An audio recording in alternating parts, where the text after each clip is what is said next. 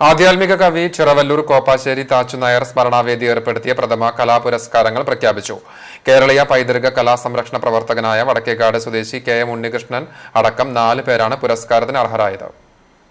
ആധ്യാത്മിക കവിയും അധ്യാപകനുമായിരുന്ന മലപ്പുറം ചങ്ങരംകുളം ചിറവല്ലൂർ കോപ്പാശ്ശേരി താച്ചു നായരുടെ സ്മരണാർത്ഥം അദ്ദേഹത്തിന്റെ കുടുംബാംഗങ്ങളും സ്മാരകവേദിയും ചേർന്ന് ഏർപ്പെടുത്തിയതാണ് പുരസ്കാരങ്ങൾ. ആചാരാനുഷ്ഠാന കർമ്മ സംരക്ഷണ പ്രവർത്തകനായ ശ്രീമഠം ജയൻശാന്തി ആലപ്പുഴ, തമിഴ്നാടിന്റെ പാരമ്പര്യ ചിത്രകലാരീതിയായ താഞ്ചൂർ പെയിന്റിംഗ് കലാകാരൻ ആർ.വി. കപ്പൂർ പാലക്കാട്, കേരളീയ പൈതൃക കലാസംരക്ഷണ പ്രവർത്തകനും പരിസ്ഥിതി മാധ്യമ പ്രവർത്തകനുമായ കെ.എം. ഉണ്ണികൃഷ്ണൻ വടക്കേക്കാട്, ഗ്രാമീണ കലാപ്രവർത്തകയും പാട്ടുകാരിയും കവയത്രിയുമായ വസന്ത പഴയന്നൂർ എന്നിവരെയാണ് പുരസ്കാരത്തിനായി തെരഞ്ഞെടുത്തിട്ടുള്ളത്.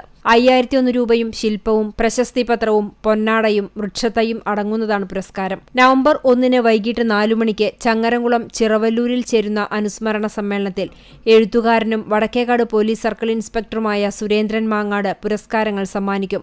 നോവലിസ്റ്റ് റഫീഖ് പട്ടേരി അധ്യക്ഷത വഹിക്കും. വാർഡംഗം ഫാത്തിമ ചന്ദനത്തിൽ, നാടകപ്രവർത്തകൻ മനോജ് കുരഞ്ഞിയൂർ, അധ്യാപകനും കലാപ്രവർത്തകനുമായ എ. ശ്രീകുമാർ, സ്മരണാവേദി ചെയർമാൻ ബാലൻ